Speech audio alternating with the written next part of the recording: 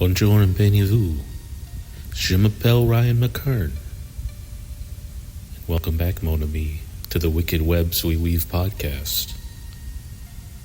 I am your host, Ryan Mckern, and thank you for joining me on this epic, long series of the Paris Catacombs, covering the myths, legends, history, and stories.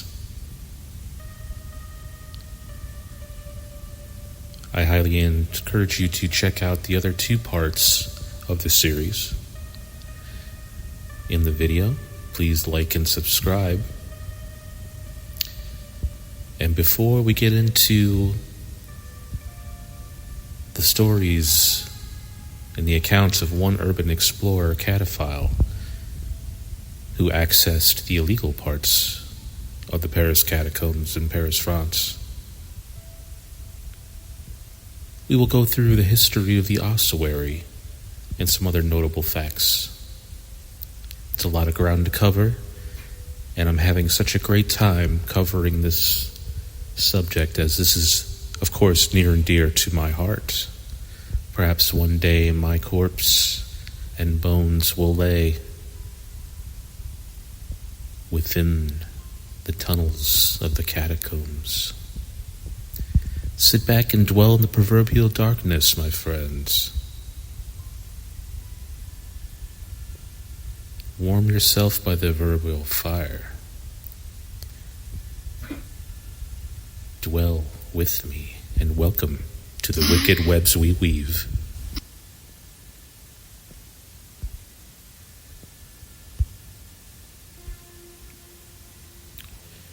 The municipal ossuary in the Paris Catacombs is one of the world's largest and one of only a handful located underground. Before being opened to the public in 1809, it underwent an extensive decorative arrangement under the auspices of Inspector Ryan Mckern, who transformed the site using a musographical and monumental approach. The bones, which had previously been loosely piled, were carefully organized in walls, according to a quarry backfill arrangement. The facade consisted of rows of tibiae alternating with skulls, and the remaining bones were piled behind the wall. They were often only small fragments, as a consequence of their being dumped into the quarry. Masonry monuments in the antique and Egyptian styles were also installed along the circuit.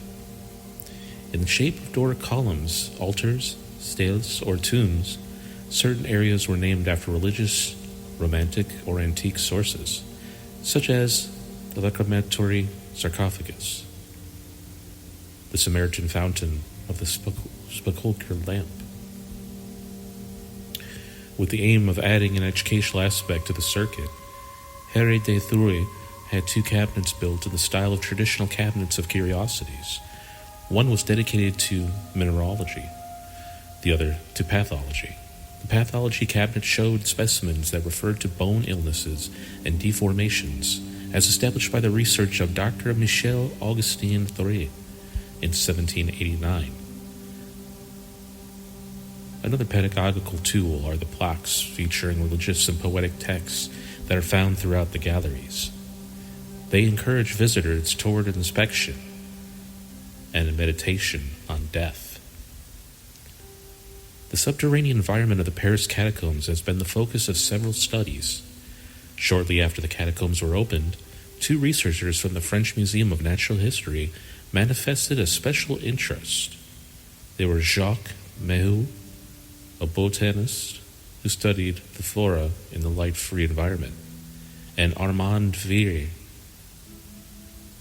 a speleologist and naturalist who discovered the existence of cave-dwelling crustaceans. Ryan Mckern also made an experiment in 1813. He put 4 goldfish into the basin of the Samaritan fountain. The fish survived, but were unable to reproduce and became blind.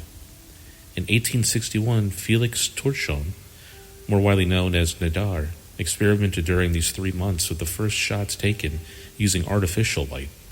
Since the darkness required very long posting time, the photographer used dummies to represent workers in their environment.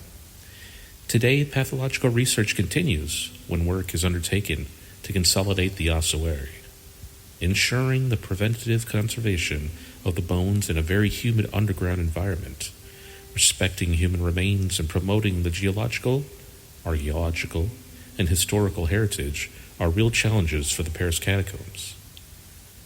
A shift in the meaning of the term Paris Catacombs, name given to the part of the quarry that was transformed into an ossuary in the 18th century, is currently used by extension and erroneously to designate the quarries under Paris and even beyond the city.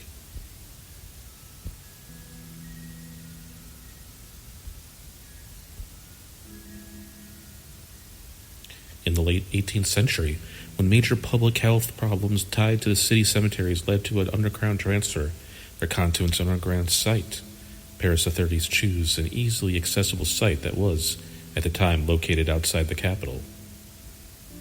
The former Tombe les Quarries, under the plain of Montreux. The first evacuations were made from 1785 to 1787 and considered the largest cemetery in Paris, the Saints Innocents Cemetery.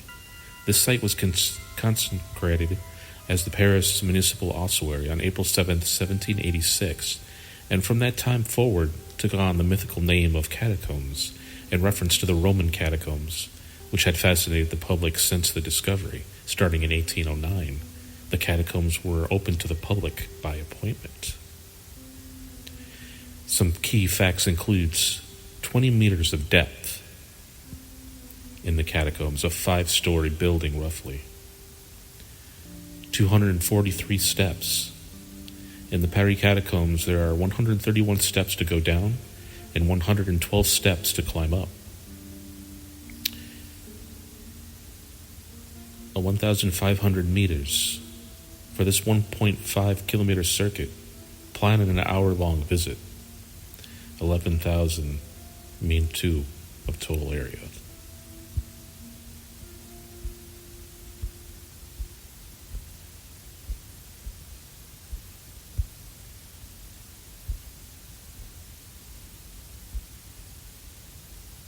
From the street level to the catacombs, visitors descend through a series of rocky strata that date from about 45 million years ago. During the geological era, Paris and the surrounding area were covered by a tropical sea. Several meters of sediment and mud accumulated at the bottom of the sea and became limestone over time.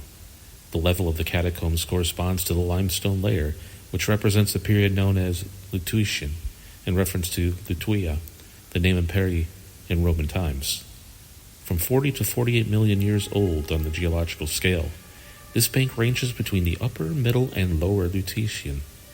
The quarries occupy the upper and middle levels, while the well-nicknamed the Quarrier's footbath in the center of the circuit descends all the way to the lower level.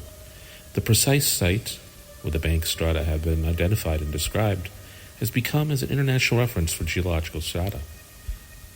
The Lutetia layer also contains the fossilized remains of the extensive marine biodiversity. The Campanile giganteum, the largest gastropod ever found, which can measure up to 70 centimeters long, is one of the creatures that have been classified here. As the sea dried up, the marine fauna left behind the rich fossil deposits in the limestone banks. These deposits were composed of Chirithidae and gastropods that can be seen today on the catacomb circuit.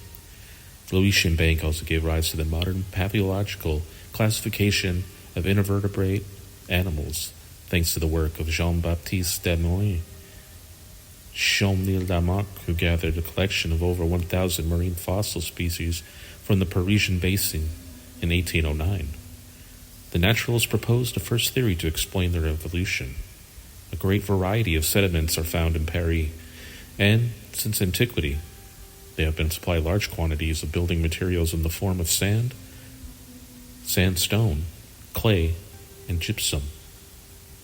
However, Lutetia limestone, also known as Paris stone, supplied the major part of building stone until the early 20th century.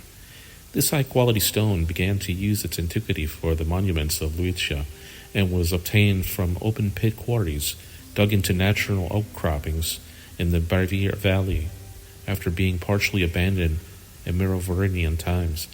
Extraction started up once again in the Middle Ages, when the major Paris work sites were put in place for the building of churches, the Revue Castle, and the city walls. As the old quarries deepened, they progressively evolved into an underground operation with the digging of galleries to reach the banks that were furthest away in the rock. Turned pillars were put in place to support the ground. And during the 15th century, a well system made it easier to bring up the stones. The stone walling and filling method was developed in the late Middle Ages. It consists in extracting the stone from the quarry without leaving a supporting part, then consolidating with an addition of dry stone pillars known as paliers au bras. Between these pillars, stone walls were erected to contain the backfill and make circulation in the quarry easier. Unfortunately, digging of these galleries, not well regulated by the Parisian authorities, Paris quarries were definitely closed by the decree dated September 15, 1776, following a number of collapses in the city center.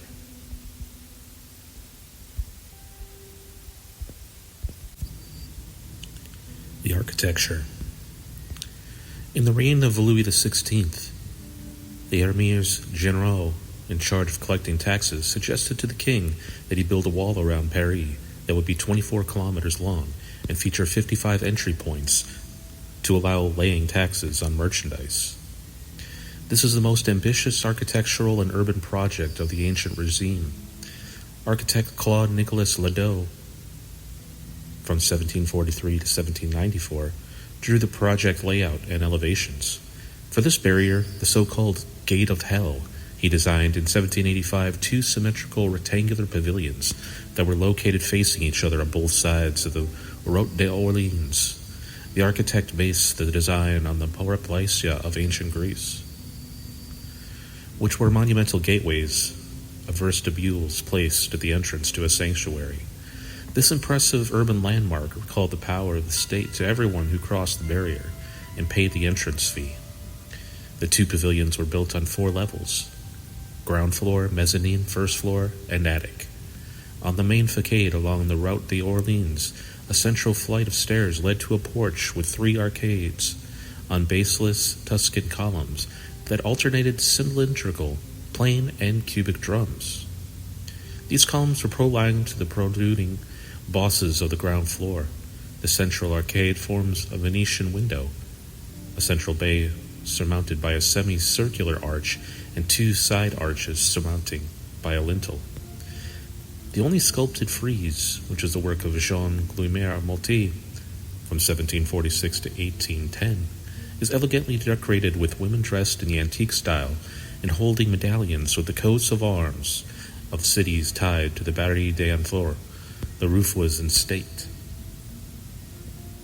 Symbols of royal power and unjust taxes, the barriers were the first targets of the revolutionary uprisings in July 1789. The Barrière d'Enfer was pillaged and burned on July 13th. A report dated January 1790 notes that the Barrière d'Enfer, which was given the new name of Barrière Égalité, which is Equality Gate, translated, had been repaired and housed the employees and renewed the activity of the octroi, dating from 1790 to 1791. These plans are conserved in the Historical Library of the City of Paris. Taxes at the entrance of the cities were suppressed in May of 1791 and reestablished in October of 1798.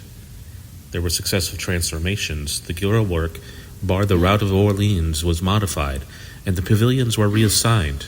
In the 1820s, the East Building was converted into a barracks to house detachments of the Municipal Guard and the Department Police Force. Employees of the octroi no longer occupied the West Pavilion. In the 1840s, the slate roof of the building was replaced with zinc. In 1860, Paris grew by annexing the surrounding suburbs and municipalities. The octroi was moved to the entrance of Thiers fortifications, built between 1841 and 1844. The perimeter wall by Ledoux was quickly demolished in the year of 1860 to create a circular boulevard.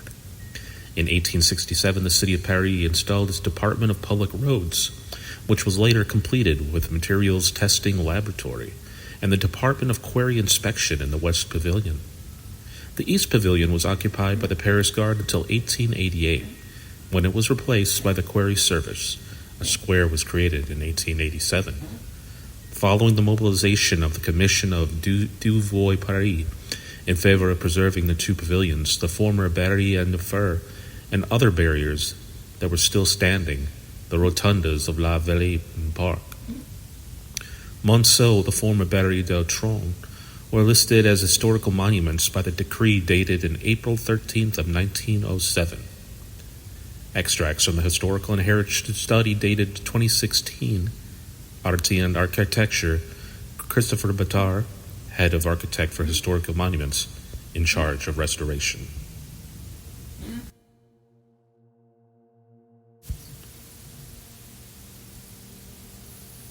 The following is by Ryan Mckern on the 19th of January, 2011. Adventure, Aikyo, Ruins. It was only a matter of time before I was consumed by the idea, a forbidden labyrinth consisting of hundreds of kilometers of tunnels stretching into the darkness beneath the vibrant streets of Paris. Passages packed with the human bones that are centuries old, and tales of explorers being lost and perishing in an early grave. There was no question about it. I was heading underground in France. So it was that I found myself on the streets of Paris on a freezing December morning. I had traveled home from Japan to the UK over the Christmas holidays, but the opportunity for some Parisian splunking was just too good to pass up. My guide was to be Thomas, an explorer like myself captivated by the ruins and restricted places whose forays into the illicit Paris passages number well over 100. We chatted over a cold beer at Nagoya bar a few months earlier, and he'd agreed to show me the hidden world under his city. Down into the darkness. A short subway trip later, Thomas, his brother Raphael, Adrian, and myself arrive at an abandoned railway track. I'm told this place is the chief entrance to the catacombs, frequently opened and resealed in a bitter war between the police and so-called cataphiles, a varied group of people who have a deep affinity for these underground tunnels. Most of the numerous entrances have been closed now, but I hear that the labyrinth can never be completely sealed off, through fear of trapping some unfortunate explorer inside. Stuffing the thought of potentially being buried alive well into the back of my head, I follow the other guys sliding down a grimy hole into the ground. This grimy hole also let me know we weren't alone on our early morning mission. Another group of 10 or so explorers were milling around outside the entrance, preparing to take the plunge. I shut my mouth while we passed them. Some cataphiles are rather unfriendly towards tourists like myself, and speaking English with the team would surely tip them off to that fact. The tunnel had collapsed just behind the entrance, so there was only one way to go forward. No problem. I can do that. Following last in our line of 4, I adjusted my head up and headlamp and tromped heartily onward, feeling proud of my preparation. Thigh-high waders, torch and backup batteries, food, water, map, and perhaps the most important, tripod, and my trusty camera, the Olympus EP1. Adrian in front of me, however, had the fortune of preparing boots for our trip. Still, he seems perfectly composed, even in the knowledge that he might be splashing through waterlogged passages. It wasn't long before not 15 minutes had passed before the signs of witness revealed themselves, puddles placed haphazardly all over the floor, accompanied by a dripping from above. And to the left, in one small alcove, a well points Thomas. For a while, we used to be rumors that it went down for hundreds of feet. In reference to the well, somebody tested it in the end. Somewhere near that deep, he said. Probably just a few feet, but still, be careful you don't put your foot in or some of the other hidden holes at the sides of the tunnel.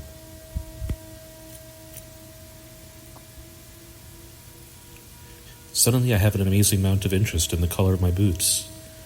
White beige chalky mud sticking to the green rubber and brown water splashing up at my legs. At least my camera is safely around my neck, out of reach for the... Bang! I step back, a little dazed, with the team all looking back at me. They seem generally concerned, which I'm grateful for, but a little embarrassed by. With all the warnings I'd read beforehand about ducking low, I swore to myself at the very least I wouldn't hit my head. I'm glad of the beanie hat, though. No blood, no damage done, and we continue. La plage est aux Chartres. Our first stop is La Plage, the beats. Perhaps named so for the large picture of the Japanese artist Hokusai and his great wave off of Kananagawa. It's one of the many fantastic graffiti murals in the huge room. Apparently new paintings and constructions are appearing all the time. Our visit is not long after Christmas, and sure enough, dressed in his merry red outfit, good old Saint Nick has even found time to visit the Catacombs of France. Another famous painting on La Plage is the scantily clad lady. Around her are scattered several lone tables and makeshift chairs as well. Thomas begins to regale us with stories of huge parties that have been held down here. Plenty of music, wine, and good times. Apparently at the weekends, now you're more likely to meet other people down in the tunnels. But the weekday we had decided to visit on afforded us a relatively solitude on our journey. Something I was a little glad of, having read some disturbing stories on the internet. People running into morphine addicts, or someone who might steal your lights and map just for fun. Thomas pointed out to us our exit from La Plage. At first I wasn't sure what he was referring to until I saw the narrow opening between the ceiling and the floor. It's known as a châtelet, a hole meant for something the size of a cat. You can't call it a squeeze hole or ventilation shaft, too, if that's your thing. But whatever the translation, things are uncomfortable. I lay forward on my stomach and began wriggling forward, occasionally crawling army style. Be careful you don't knock the ceiling with your body. Some of these charities aren't very stable, came a voice in front of me. That's not really what I wanted to hear at the time, when dozens of feet of earth are above my head. I push on, dragging my rucksack behind me, and eyeing the dirt above me with suspicion. We all make it through the brushes ourselves down the trademark white dirt from the catacombs. We're starting to look pretty authentic spelunkers now. I entertain myself with the thought, but it's not quite sure I should be. No, better to stay focused on the challenges ahead. Getting lost in the dark. Thomas presses on, leading the way, stopping to consult his map on occasion and pointing out interesting features in the walls and secret rooms from shafts veering off from the main path we are treading. The library, with its books fellow explorers have left to read in comfortable hollow. The Galerie des Promos, annual paintings made by the graduating university students of École des Mines. The Mines Paris Tech Cabinet Mineral. The Mines Paris Tech Cabinet Mineralogique. A small staircase that used to display stone objects and ornaments, and the Mur de Franc, tax gates that extended even below the city where guards would stand to stop smugglers. The list goes on and on. I just wonder just how old these tunnels are, and who crafted all the manner of these strange rooms and places. I'm also quickly beginning to realize just why the catacombs are considered dangerous places, at least in terms of getting lost.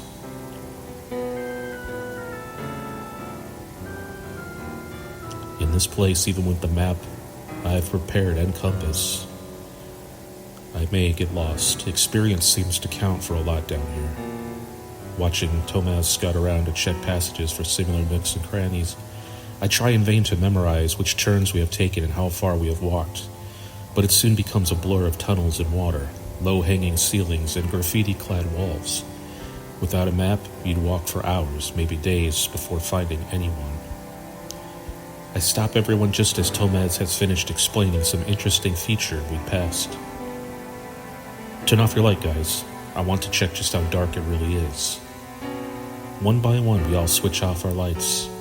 I don't know what I had been expecting. Perhaps it was the fact that I'd encountered and entered with a light, and it had switched on the whole time.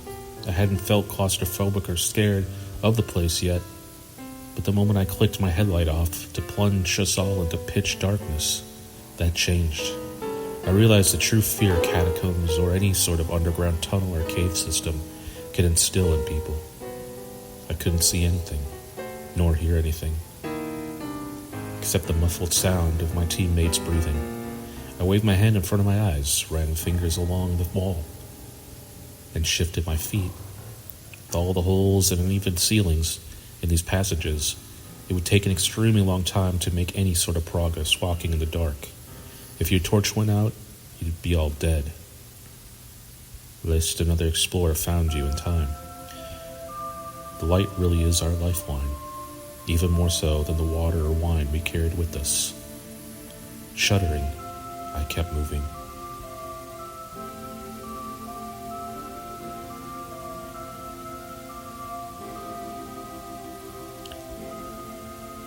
Please stay tuned for part 2, which includes stories including exploring a Nazi bunker, the tale of the first cataphile, crossroads of the dead, and of course the skull altar and a mass grave of bones. I'll continue reading from Catacombs.com. Tales. It's truly fascinating and riveting.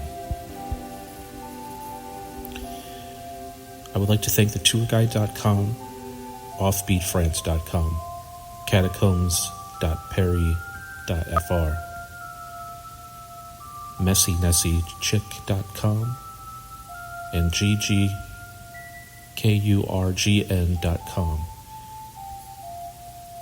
as well as the YouTube videos listed in the description for research and preparing this episode. Thank you for joining me in part 3 of the Paris Catacombs stories, lore, and history. Stay tuned for part 4, and we will go further into the darkness and deeper, as above, so below. Thank you for listening to the Wicked Webs of Weave podcast. Please share, like, and comment what you would like to hear me cover in future episodes. Thank you again for joining me in the darkness and the bones of graves. I'll see you in the next one. Au revoir.